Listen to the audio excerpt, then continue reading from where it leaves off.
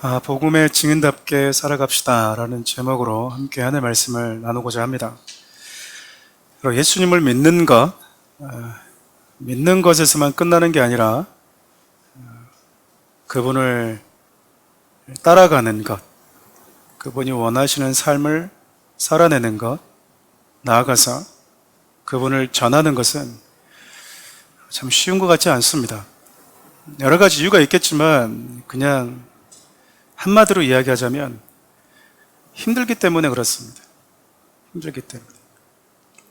예수님을 믿으면서 그렇게 살아가기를 몸부림쳐도 이미 몸부림친다라는 것 그 자체만으로도요, 우리 안에서 그 하나님께서 원하시는, 예수님이 원하시는 그 길을 가지 못하도록 만드는 내 안에 수많은 요소들이 있다라는 의미잖아요.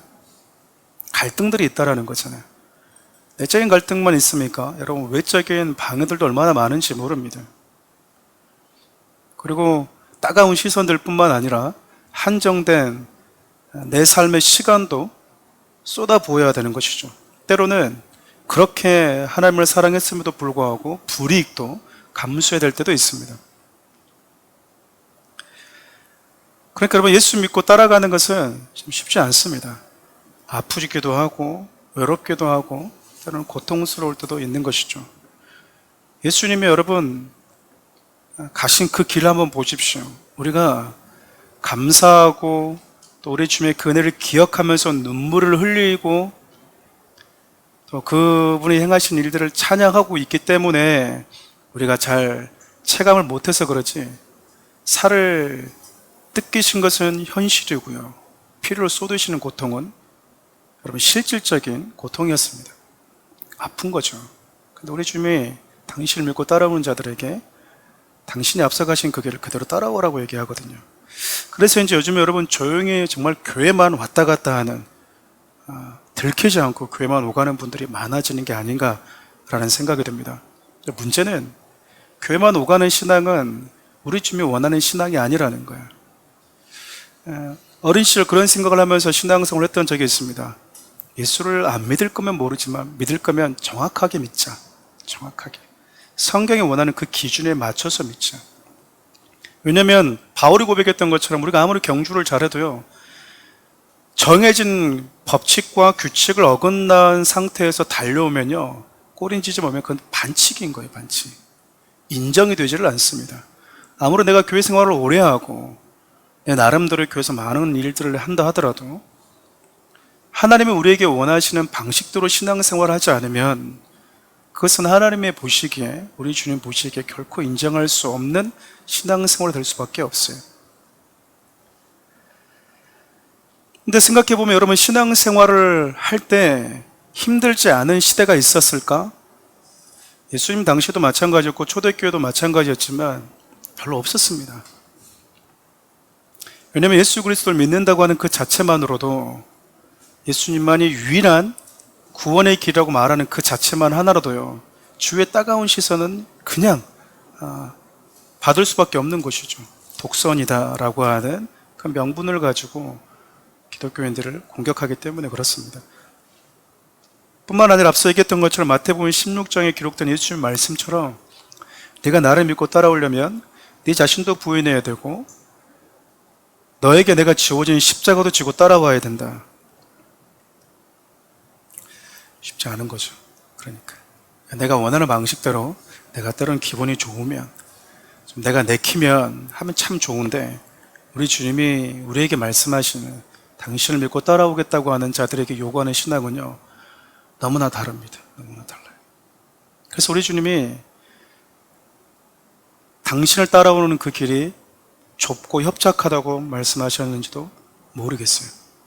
어쩌면 예수를 믿는 자들, 안 믿는 자들을 기준으로 좁은 길, 넓은 길을 말씀하셨을 수도 있지만, 같은 교회 안에서 예수를 믿는다고 하는 자들 그 안에서조차도 하나님이 원하시는 그 방식대로 신앙생활하는 자들과 내 나름대로 신앙생활하는 하려고 하는 그 사람들의 비율을 보면 현격하게 차이가 난다는 의미 아니겠습니까? 근데 여러분, 예수를 믿는 게 참 쉽지 않고 당당하게 내가 그리스도의 사람이라고 하는 것에 대한 소속감을 누군가한테 드러내는 것, 좀 쉽지 않음에도 불구하고요, 성령님께서 우리에게 권능을 주시면 우리 모든 고민에서 해결이 된다고 믿어요.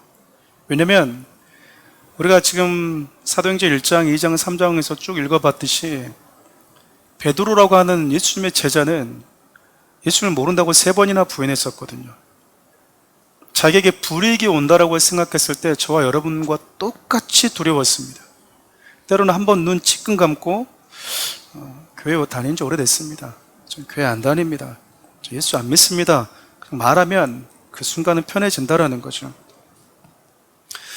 예전에는 누구십니까? 라고 물어보면 I'm pastor, 나는 목사입니다라고 말하는 게 자랑스러울 때가 있었는데 요즘에는 누굽니까? 라고 물어보면 목사입니다 얘기하기가 어려워진 시대인 것도 사실이긴 해요. 근데 여러분, 베드로도 똑같이 그랬거든요. 네가 예수님의 제자 아니냐? 예수님의 제자인 걸 숨기고 싶었잖아요. 근데 성령의 권능으로 그에게 탁 임하니까요, 두려워서 제자라고 말도 못했고, 예수 믿는 사람이라고 하는 것도 말도 못했고, 지우개가 있으면 3년 동안 예수님 따라가 다녔던 그 흔적들을 좀 다 지워버리고 싶을 만큼 외부와 차단한 채 방에서 여러분 두려움에 사로잡혀서 살아가고 있었던 그 베드로가 여러분 이제는 나를 잡아가든 말든 관계없이 사람들 앞에서요, 내가 믿는 분, 내가 속한 분이 예수 그리스도라고 당당하게 선포하고 있는 거예요. 여러분, 우리가 이런 것들을 볼 때마다 느끼는 게 뭐냐면 성령의 권능이 언제 어느 순간 나에게 임하는지 우리는 정확하게 모를 수도 있지만 분명한 것은 성령의 권능이 임한 자들에게 나타나는 동일한 현상은요, 내가 속한 예수 그리스도를 부끄러워하지 않고 당당하게 선포하면서 증언하면서 살아간다는 겁니다. 여러분, 시대를 초월해서요, 세상에 뭐라 하더라도 예수 그리스도께 내가 속한 자라고 하는 이 분명한 신앙을 가지고 살아가고 있는 자들을 보면 성령님이 그의 권능을 부어줬다고 하는 사실을 알게 되죠. 그렇게 여러분, 예루살렘에 수많은 사람들이 모여 있을 때 담대하게 복음을 전하니까 그들이 어찌하면 좋을까, 어찌하면 좋을까라는 여러분 그 마음 가지고 회개하고 예수를 믿게 되었어요. 그리고 예수님의 제자가 되고 말씀을 배우고 가르침을 받고 성도 안에서 교제가 있고요, 교회 공동체가 세워지고 시작이 된 것이죠. 여러분, 그런데 그렇게 시간이 지나서 많은 사람들이 몇천 명이, 여러분 수리할 수 없는 사람들이 예수를 믿겠다고, 제자가 되겠다고 베드로의 설교 한 편을 듣고 돌아온 거죠. 여러분, 시간이 지났어요. 매번 그런 일이 벌어지면 좋겠지만 이제 나름대로 그 시간이 어느 정도 지나고 이제 일상화 되어집니다. 근데 여러분, 베드로와 요한이 그 일상의 시간에 뭐 하냐면 정해진 시간에 성전에 와서 기도를 합니다. 여러분, 저는 이게 참 중요하다고 보거든요. 우리의 삶 가운데 매번 그렇게 참 그 신비롭고 놀라운 현상들, 사건들만 있으면 참 좋지만 그런 일들이 끝나고 났을 때, 그런 찬양의 열기, 예배 열기, 부흥의 열기가 끝나고 났을 때 우리 일상으로 돌아올 때 우리는 뭐하고 살아갈 것인가라는 거예요. 정해진 그 시간에 동일하게 하나님의 성전에서 하나님 앞에 기도하면서 베드로, 요한은 그들 일상을 살아냈거든요. 그렇게 여러분 일상을 살아내면서 성전으로 오르고 성전으로 들어갔을 때 거기에 태어나서 단 한 번도 걷지 못했던, 태어날 때부터 걷지 못했던 안진병이를 고치는 역사를 경험하잖아요. 여러분, 이 친구가 한 번도 경험해보지 못했던 그 살아계신 하나님의 그 기적 앞에 자리를 털고 일어나 버린 거예요. 어쩌면 이 친구에게는 걷는 게 더 부자연스러울지도 모릅니다. 걷다가 어떤 사고로 걷지 못하게 된 사람에게 있어서는 걷는 것이 어떤 것인지에 대한 것들을 알고 있잖아요. 태어나면서 한 번도 걸어보지 못한 사람은요, 그것이 나에게 그냥 일상처럼 정상처럼 당연한 것처럼 받아들여질 수 있거든요. 한 번도 걸어보지 못했기 때문에 걷는 것이 어떤 느낌인지도 모를 수 있어요. 그럼 마치 저와 여러분도 마찬가지거든요. 우리가 죄 가운데 태어나다 보니까 무엇이 정상인지를 모르고 살아갈 때가 있습니다. 그냥 걷지 못한 채로 살아가는 게 당연한 것처럼 생각하면서 살아가 버릴 수 있다, 그 말이에요. 걷는 게 정상인데도 불구하고 한 번도 걸어보지 못했다고 하는 그 이유 때문에 걷는 것이 어색할 정도로, 죄 가운데 태어난 저와 여러분들의 삶이 하나님의 말씀 앞에 딱 서면 무엇이 정상적이고 무엇이 비정상적인 삶인지 이제 드러나는 거거든요. 이게 비정상적인 거였구나 라고 깨달아지는 거는 말씀 앞에 섰을 때 아닙니까?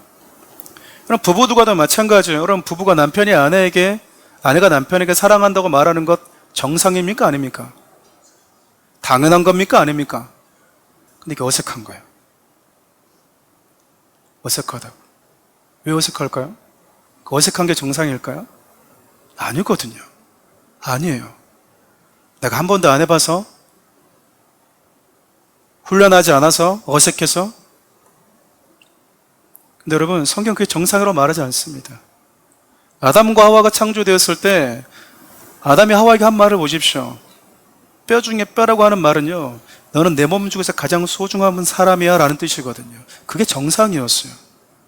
근데 범죄가 나니까 어떤 일이 벌어지죠? 너 때문이야. 가만히 있어. 네 때문이라고. 네가 설레발쳐서 그래. 네가 설레발쳐서. 죽으려면 너 혼자 죽지. 왜 나까지 그래가지고 함께 죽게 만들었어. 이 모든 일 다 네 때문이라고. 책임지지 않잖아요. 근데 우리는 범죄한 이후에 죄된 속성을 가지고 태어나다 보니까 그것이 익숙해져 있다 보니까 이게 원래 우리의 모습인 줄 알고 있어요. 이게 원래 우리의 모습인 줄. 그렇지 않습니다. 그렇지 않다고요. 태어날 때부터 걷지 못했다 하더라도요, 그게 원래 정상의 모습이 아니다 그 말입니다. 그러니까 여러분, 예수 그리스도 이름 앞에 딱 서니까 본래 정상적인 모습이 어떤 모습인지가 드러나잖아요. 드러난다고요. 사랑하는 우리 성도님들이 하나님의 말씀 앞에 딱 서서 무엇이 정말 정상적이고 주님 앞에 올바르고 건강한 모습인지를 여러분들 좀 직면했으면 좋겠습니다. 그렇게 여러분, 한 번도 걷지 못했던 자가 예수 주님 앞에 딱 서면서 회복이 된 거예요. 회복이. 얼마나 놀랬겠어요. 얼마나 놀랬겠습니까? 그리고 얼마나 기뻤겠습니까? 한 번만 걸을 수 있다면 라고 생각했는데 그 일이 진짜 현실로 저한테 이루어졌으니까 얼마나 놀랬겠어요. 여러분, 더 기쁜 일은 뭐냐면요, 그가 성전 안으로 뛰어들어와서 하나님을 찬양합니다. 여러분, 육신의 회복도 중요하지만 하나님과의 관계 회복은 더 중요하다라는 거예요. 더 중요하다라는 거예요. 그냥 병든 자가 고침을 받았고 안진뱅이가 일어났다네 라고 하면 여러분, 그건 복음이 아니에요. 그건 복음이 아니라니까요. 여러분, 구태도요, 두통에서 낫기도 하고 복통에서 낫기도 하고요, 불치병에서 나았다는 분들이 있다니까요. 있어요. 여러분, 없는 게 아니에요. 복음은 뭐냐면 죽었던 자들이, 단절됐던 자들이 하나님과 관계가 회복된 것입니다. 그래서 여러분, 이 친구가 단순히 그냥 병이 나았다고 해서 좋아하고 끝난 게 아니라 병 나와서 어디로 달려갔어요? 성전 안으로 뛰어들어갔다 그 말이죠. 술 마시러 가고 나이트를 가고 회복이 됐으니까 이참에 못했다니 그냥 놀러 나가자 라고 한 게 아니고요. 여러분, 성전 안으로 들어온 거예요. 이 친구가. 얼마나 성전에 들어가고 싶었습니까? 다른 곳에서도 구걸할 수 있었는데 성전 미문에 앉아서 구걸했다면 마음 한켠에 그런 것도 있지 않았겠어요? 내가 성전 안으로 들어가지 못하더라도 여기라도 있었으면 좋겠다. 내가 악인의 장막 안에 있는 것보다 성전에 문지기로 있는 게 좋다고 했던 그 다윗의 고백처럼 여기라도 좀 있어야지. 저기서 들리는 기도 소리라도, 찬양 소리라도 좀 들어야지. 그런 마음도 있지 않았을까요? 근데 이제 들어가게 된 거예요. 들어가게. 예수 이름이, 예수 그리스도의 그 이름이요, 저와 여러분들이 로 하여금 하나님께로 당당하게 뛰어 들어가도록 만들어 주었다라는 거거든요. 지금 성전 여러분 조용합니다. 왜냐하면 기도한 자들이 다 모여있기 때문에 조용해요. 근데 여러분, 갑자기 성전 문 안에 있던 이 안진뱅이가 일어서 뛰어서 성전 안에 들어가면서 막 소리를 지르면서 기도하고 찬양하다 보니까 침묵이 깨져버리는 거예요. 나름대로 여러분, 조용히 기도한 사람에게 있어서는 불편했을지도 몰라요. 그렇지 않나요? 가끔씩 그런 분들이 있어요. 누가 조용히 기도하려고 하는데 주여! 그러면 기도 방해된다고 하는 거죠. 근데 생각해보면 그래요. 뭐가 방해일까? 여러분, 통성 기도할 때 묵상으로 기도하는 게 기도를 방해하는 거예요.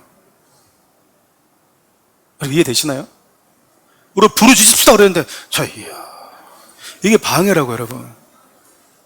그럼 제가, 여러분, 우리 오른손 들고 찬양합시다 그랬는데, 오른손 안 들어, 그냥 이러고 있어. 성도들이 말을 잘 안 듣습니다. 잘 안 들어요. 우리 가슴에 손을 얹고 기도합시다.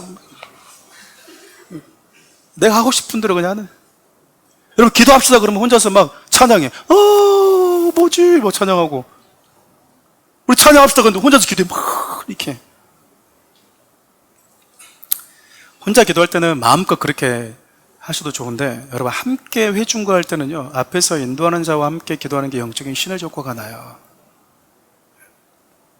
근데 여러분, 조용하게 기도해야 된다, 부르짖으며 기도해야 된다, 이런 법칙은 없어요. 단지 하나님께서 이것이 일반적인데도 불구하고 그 일반적인 것을 가끔씩 하나님이 변칙적으로 바꾸실 때가 있어요. 그때 여러분, 우리는 성령의 흐름을 잘 따라가야 됩니다. 여러분, 침묵하면서 기도하는 곳에도 갑자기 하나님이 역사하셔서 놀랍게 부르짖게 만들면 그 흐름을 따라서 부르짖어야 되고요. 부르짖는 기도 속에서도 갑자기 하나님이 침묵을 요구하시면 침묵의 흐름을 따라야 되는 거예요. 영적인 센스가 그래서 중요한 겁니다. 시간이 지나면 지날수록 느끼는 게 이 센스가 참 중요하다는 걸 많이 느껴요. 정말 센스가. 하나님이 지금 무슨 움직임을 일으키기를 원하시는지 그걸 캐치해내는 것이죠. 사람들이 민폐를 주라는 뜻이 아니에요. 그냥 이 친구는 나를 회복시켜서 하나님의 성전으로 나를 들어갈 수 있는 자격을 주시는 그 하나님의 사랑에 완전히 흠뻑 취해버린 겁니다. 여러분, 어쩌면 이거는 안진뱅이 입장에서 너무 당연한 반응 아니겠습니까? 우리야, 왜 시끄러워? 기도하는데 방해됐네? 라고 쉽게 얘기할 수 있지만 이 친구에게 여러분 놀라운 기적이잖아요. 근데 저와 여러분들은 저와 죽음에서 구원받은 자들 아닙니까? 기적적으로 오늘 걸었던 이 사람도 마찬가지고요. 죽었다 살아났다고 하는 나사로도 결국 죽었습니다. 근데 예수 그리스도를 믿는 저와 여러분, 저와 죽음에서 구원받은 저와 여러분들은요, 죽지 않아요. 부활이 얘기하고 있는 게 그거거든요. 부활은요, 우리에게 단절과 연속성이라고 하는 의미가 있거든요. 우리가 부활절 메시지를 이렇게 자세히 들여다보면 참 놀랍습니다. 연속성이라고 하는 것은 뭐냐면 똑같이 뭘 먹어요. 사랑하는 사람과 관계를 맺어요. 사랑하는 사람을 만지고 사랑하는 사람과 이야기하고 마치 우리의 지금의 일상이 이어지는 것 같다고요. 그래서 연속적이거든요. 단절이라고 하는 것은 뭐냐면 우리 몸이 달라. 다른 생명이기 때문에 그래요. 그래서 여러분, 예수의 그 생명이 있는 자들은 또 다른 삶을 약속받은 자들이거든요. 한 번의 삶으로 끝나는 게 아니라 또 한 번에 연속되는 영원한 생명을 부여받은 자들입니다. 부여받은 자들이. 근데 더 감격적이게 되잖아요. 우리는 좀 소금 찍을 때가 있어요. 그렇게 여러분, 성전 안에서 정말 놀라운 일들이 갑자기 일어나 버린 거예요. 베드로 요한이 그걸 계획은 했겠습니까? 그냥 습관을 좇아서 기도로 갔다가 뜻하지 않는 성령의 그 흐름을 타면서 거대한 파도가 성전 안에 밀려와 버린 거예요. 한 사람은 뛰어서 하나님을 찬양하죠. 병든 자가 그렇게 하나님을 찬양하다가 자기를 낫게 한 베드로 요한을 붙잡습니다. 순식간에 사람들이 여러분 베드로 요한 주로 몰려들기 시작해요. 오늘 여러분과 함께 이 구원의 은혜, 회복을 경험한 자들에게 특별히 하나님의 구원의 역사 가운데 그걸 경험할 때 우리가 좀 주의해야 될 것들 무엇인지 좀 생각해 보고자 합니다. 베드로가 지금 요한 주에 사람들이 몰려들기 시작했어요. 베드로 요한을 통해서 안진뱅이가 나왔어요. 그 사람은 요한과 베드로를 탁 붙잡고 있습니다. 그때 베드로 요한이 뭐였냐면요, 정직하게 반응을 합니다. 아주 정직했다 그 말입니다. 여러분, 사람들이 한꺼번에 내 주위로 몰려들었다 그 말은 여러분 한순간에 베드로 요한이 스타가 될 수 있다라는 거야. 당시 기득권이었던 장로들과 사두개인, 바리새인, 제사장 저것들 능력도 없는 것들, 자리만 차지하고 있는 것들. 근데 여러분 진짜 살아계신 하나님의 능력을 경험하게 해줬던 베드로 요한은요, 완전히 새로운 스타가 될 수 있는 시간이기도 한 거야. 근데 여러분 이때 베드로 요한이 뭐 하냐면 자기에게 집중되었던 시선을요 하나님께로 돌립니다. 저는 이러한 베드로와 요한의 모습이 사역을 하는 저와 같은 사람들, 특별히 이 앞에서 찬양을 인도하거나 하나님의 쓰임받는 자들에게 있어서 너무나 조심해야 될 저는 교훈이라고 생각을 하거든요. 왜냐하면 많은 사람들이 여기에 넘어져요. 사람들에게 주목을 받는 그 위치에 있다 보면요, 그 시선에 취해버릴 수 있다 그 말입니다. 여러분 일반적인 사람들이 다 주목받는 걸 좋아하지 않겠습니까? 주목받는 걸. 여러분들이 화장을 예쁘게 하고 온 이유가 뭐예요? 뭐 남편이 예뻐하면 됩니까? 남편이 예뻐한다면 집에서만 하겠죠. 상식적으로 보면 나는 당신만 나를 예쁘게 보면 돼. 그래서 집에서 화장하고 나갈 때는 화장을 지우고 뭐. 여성들 여러분 아름답게 꾸미고 남자들도 여러분 아름답게 꾸며간 이유가 뭐예요? 한 번 더 나를 누군가가 봐줄 때 좀 나이스해지고 싶은 거 아니겠습니까? 이게 좀 병적으로 좀 맞냐 그렇지 않냐 차이가 있을 뿐이지 우리 다 이런 시선이 있어요. 다 있다고요. 여러분 연예인만 연예인병이 있는 게 아니고 우리 다 연예인병이 있어요. 아무도 나를 보라보지 않는데 그럼 혼자 이렇게 그냥 예? 머리가 짧든 뭐 2대 8이든 3대 8이든 2.8대 뭐 1.5든 아무도 신경 안 쓰는데 나 혼자만 막 계속 이러고 있는 거야. 나 혼자만. 그게 그거거든요. 안 봅니다. 사람 안 봅니다, 여러분. 지난 여러분들을 몇 번이나 볼 것 같습니다, 사람들이. 안 보면 저도 안 봐요, 사람들이.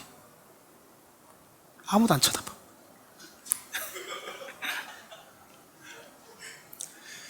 특별히 저와 같이 겸손한 사람들은 잘 안 쳐다봅니다, 사람들이. 웬만해서는. 그러니까 여러분, 이렇게 사람들의 어떤 이목에 집중되다 보면 많은 미혹에 빠질 수가 있어요. 유혹에 넘어질 수 있다는 이야기입니다. 여러분, 근데 이러한 유혹에 넘어지지 않으려면요, 정직해야 돼요. 정직해야 된다.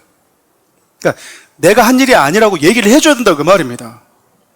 마치 내가 한 것처럼 다른 사람한테 그런 묘한 뉘앙스를 풍기면 안 돼요. 우리는 도구고 통로일 뿐이지. 여러분, 하나님께서 행하신 일이 마치 내가 뭔가를 한 것처럼 누군가로 하여금 여기게 만드는 죄를 짓는 게 여러분 결코 가벼운 죄가 아니에요. 우리 사도행전 14장 15절 상반절 함께 읽어볼까요?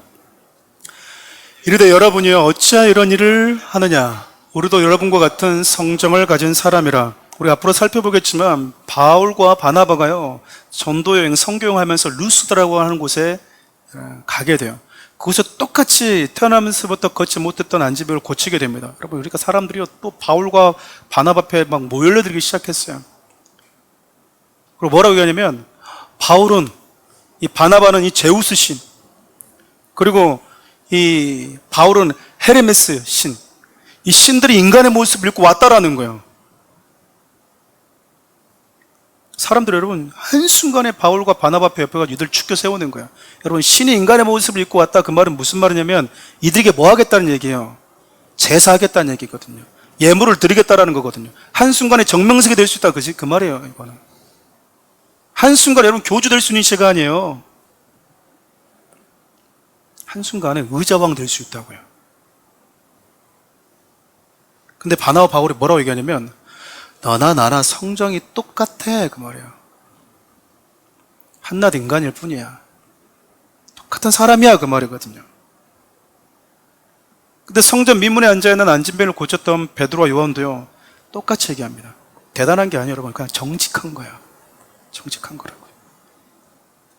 앞서 얘기했던 것처럼 내가 한 게 아닌데 마치 내가 한 것처럼 누군가 뉘앙스를 불러일으키고 싶은 욕망이 우리 가운데 있다니까요. 하나님이 행하시는 그 일 앞에 숟가락 하나 얹고 싶은 마음이 유혹이 우리한테 있어요. 하나님도 행하셨지만.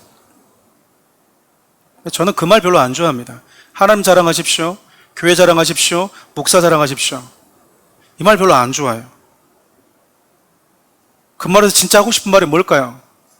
하나님 자랑, 교회 자랑이 아니 목사 자랑하라는 거예요. 목사 자랑. 우리 목사님 설교 들어봐. 우리 목사님 설교 한번 들어봐. 다른 데서 들을 수 없는 설교야. 여러분, 다른 데서 들을 수 없는 설교는 문제가 있는 설교예요. 아시겠습니까? 여러분, 오늘 본문을 가지고 여러분들이 다른 목사님 설교를 들었는데, 우리 목사님 설교가 좀 비슷하다. 물론 좀 표현이 다르고 그렇지만 중심이 흐르는 건 비슷하다. 같아야 돼요, 여러분.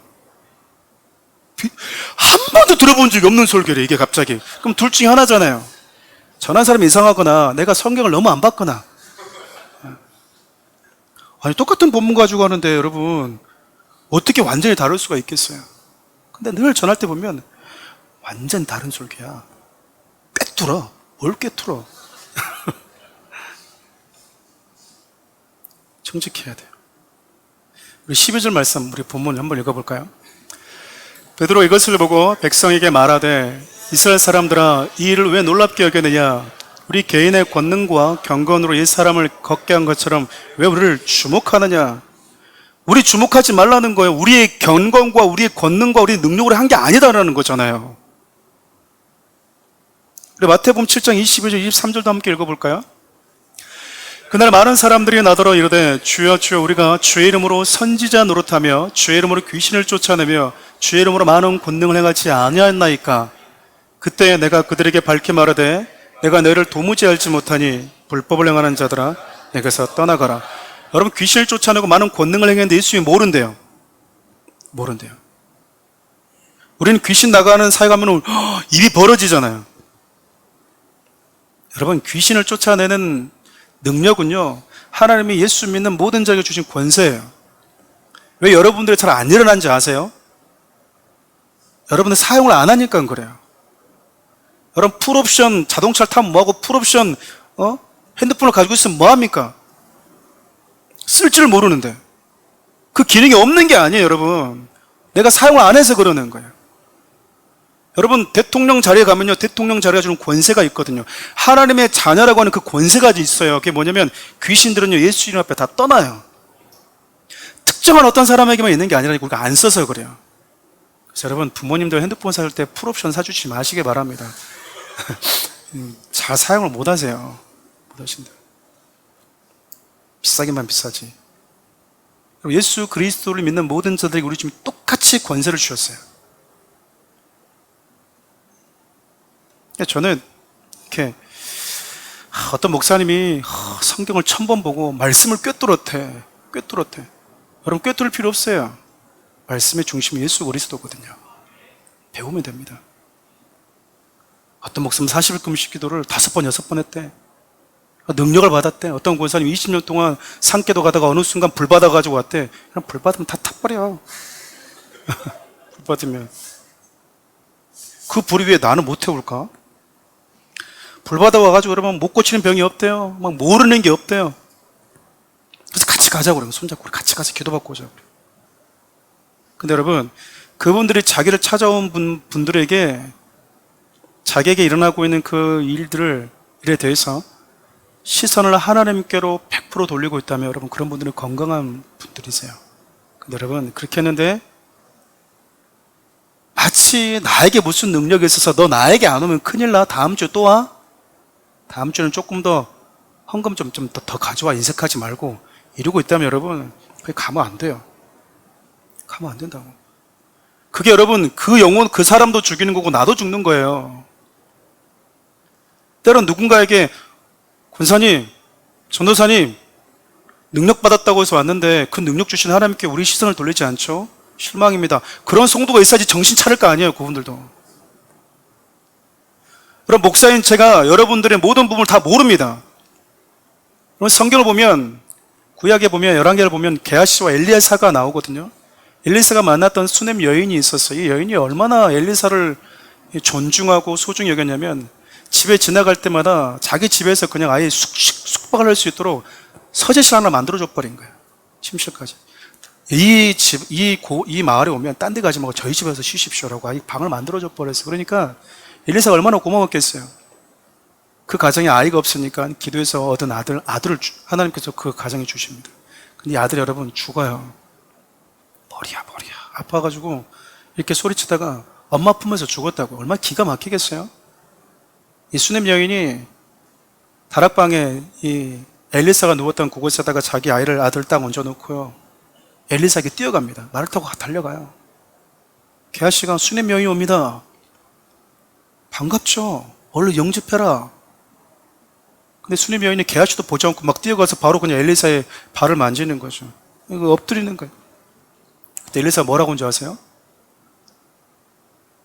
이 여인의 마음에 슬픔이 있는데 하나님이 왜 슬픈지 나한테 말해주지 않았대요.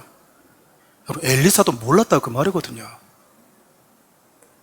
다 알아야 되죠, 목회자들은? 모릅니다, 여러분. 마음에 슬픔이 있는 건 알겠는데 왜 슬픔이 있는지 모를 수 있어요. 목회자도 마찬가지예요. 예수 성도에게 하나님이 어떤 뜻을 가지고 있는지 알겠는데 정확하게 왜 그런지 모른다니까요.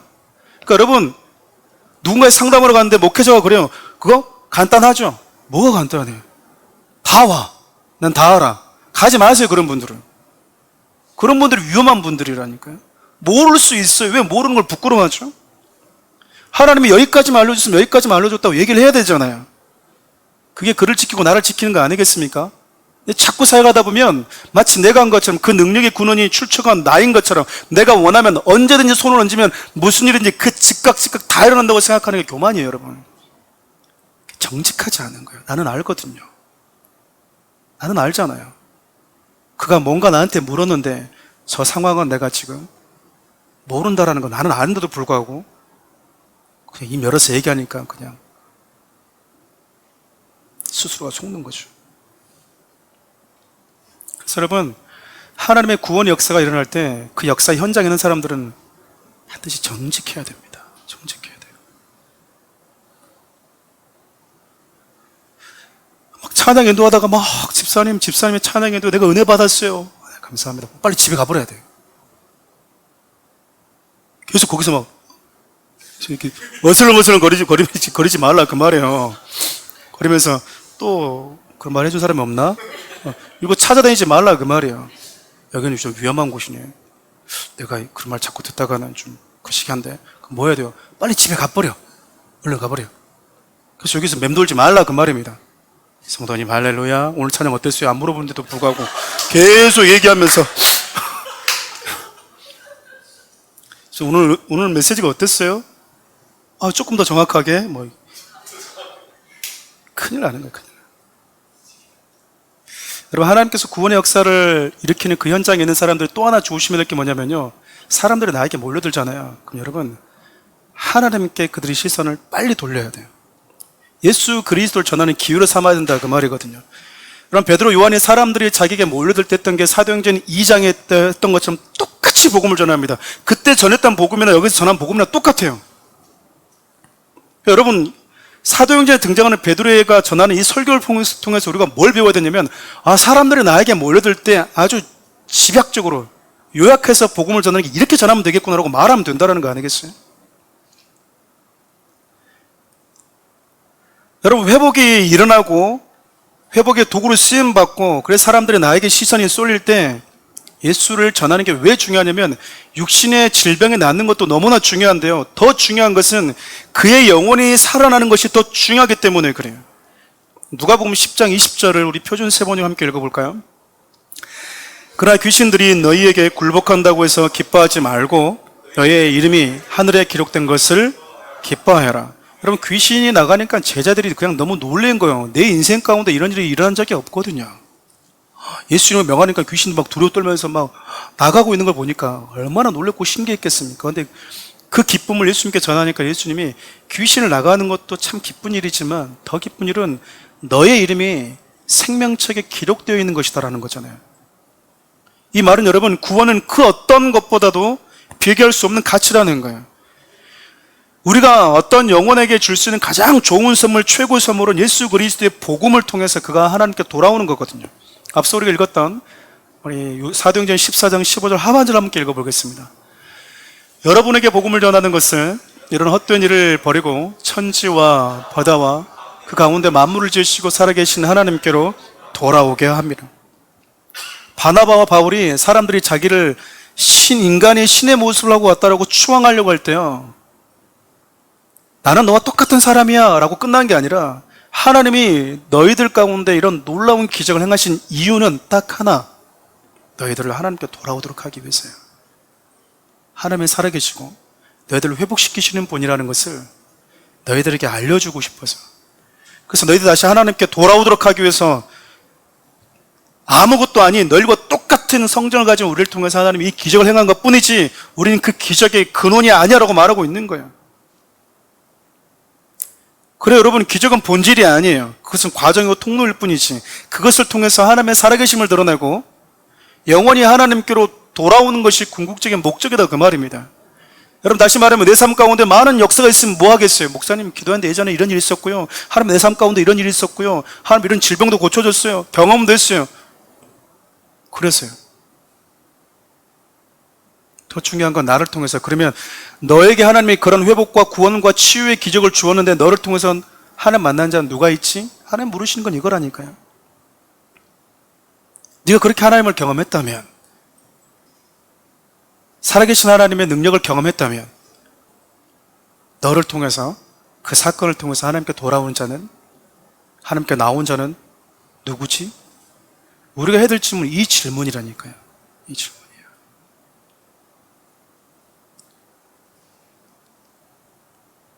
기도했는데 어떤 사람이 낫지를 않아요. 근데 그가요, 기도한 그 사람이 듣는 복음을 듣고 예수를 믿어요. 기도했는데 어떤 사람이 나아요. 근데 복음을 못 듣고 갔어요. 여러분, 전자를 택하시길 바라요. 전자를 택하셔야 된다. 바울이, 베드로가 지금 그 복음을 전하고 있는 거잖아요. 그가 전했던 복음을 조금 간단하게 살펴보면 그래요. 간단하게 얘기하면 여러분, 예수님의 죽으심과 부활이에요. 우리가 전하는 십자가 부활의 복음이거든요. 간단합니다, 여러분. 뭐냐면 너희들이 빌라도의 손을 빌어서 예수를 십자가에 넘겨주었다라는 거예요. 예루살렘에 입성할 때 호산나 다윗의 자손이 우리를 구원하소서 라고 말했던 그 군중들이 십자가에 못 박아야 된다고 외치는 잔인한 구호로 바뀌었다라는 거죠.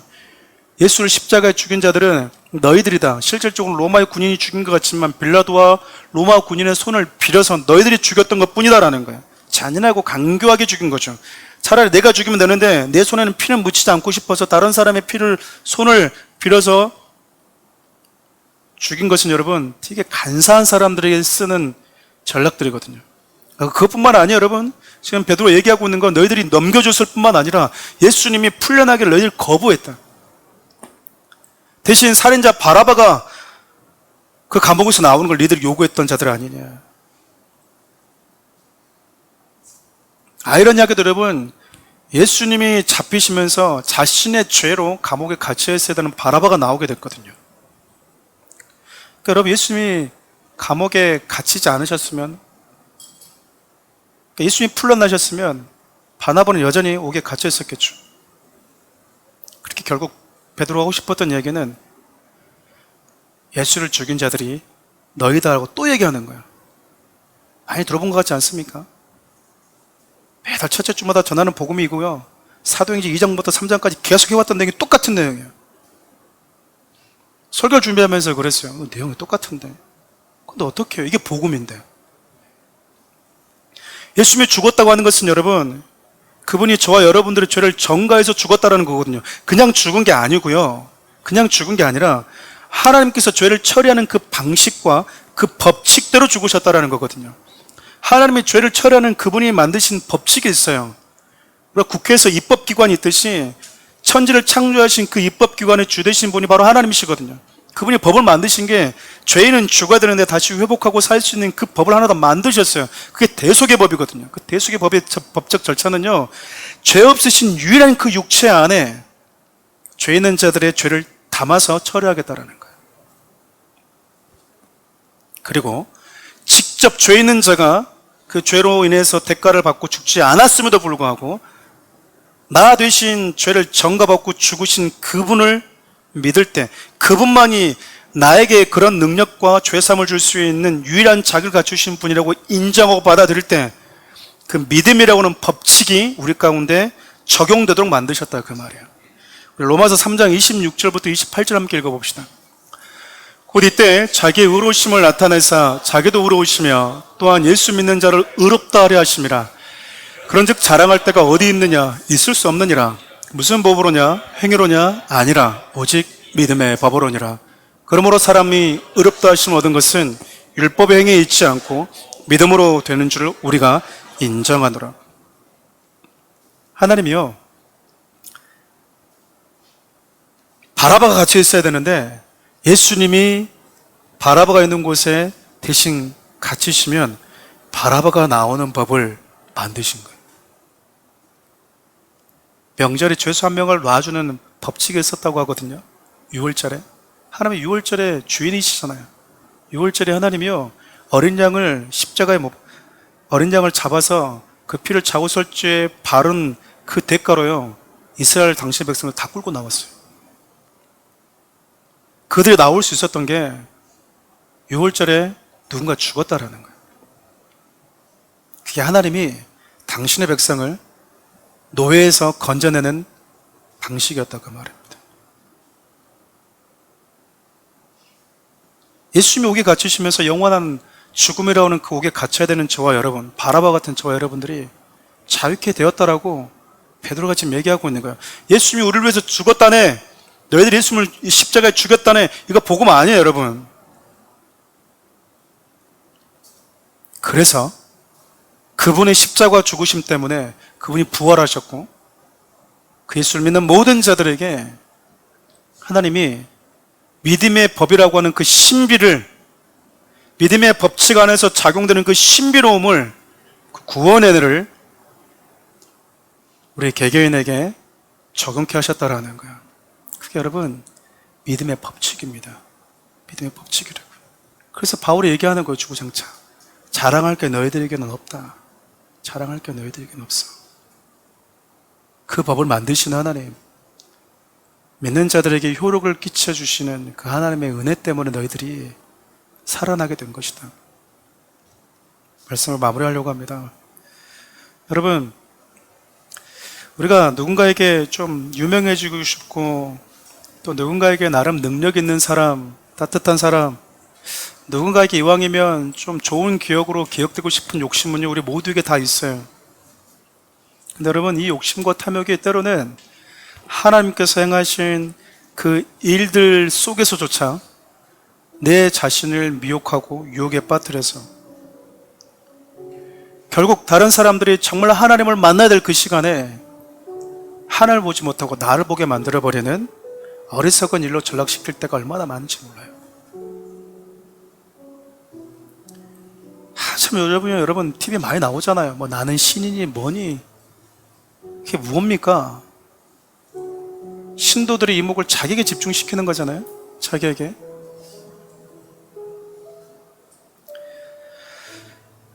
목사인 저는 여러분들에 대한 이 사랑의 마음이 있거든요. 저는 성질이 좀 여러분 보시기에 어떨지 모르겠는데 되게 급합니다. 눈에 딱 보이면요 바로 사과해야 되고요, 눈에 딱 보이면 아 저거 지금 뭐 때문에 힘든데 바로 찾아가지고 바로 전화해야 되고, 집사람 오늘 무슨 일이 있는 것 같은데 표정이 안 좋던데 바로바로 전화했던 사람이거든요. 바로바로. 안 하는 게 좀 힘들었던 성향이었어요.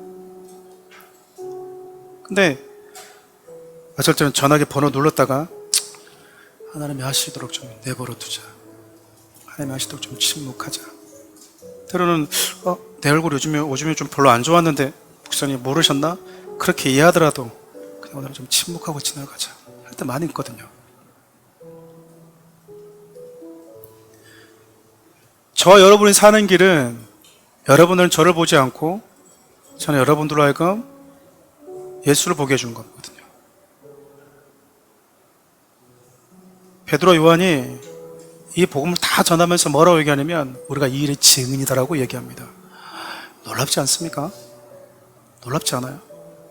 예수의 증인이지, 예수의 제자지, 그 말 듣고 방금 전까지, 며칠 전까지 여러분 두려워 떨었던 사람이거든요. 근데 자기가 이 복음을 증언하면서 이제는 예수의 증인이라고 나의 정체성을 분명한 사람들에게 드러내버립니다.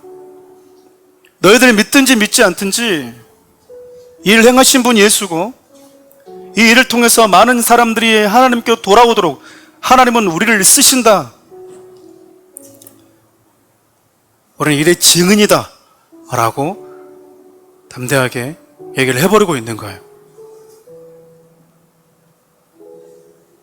사랑하는 우리 성도 여러분, 하나님이 여러분이 주신 재능이 있고요, 달란트가 있어요, 능력이 있거든요.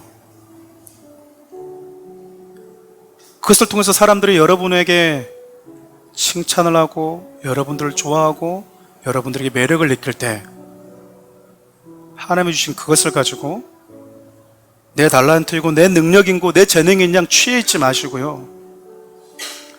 그 순간 그들이 예수를 볼 수 있도록 내가 어떻게 하면 좋을지 고민하시고 기도하시기 바랍니다.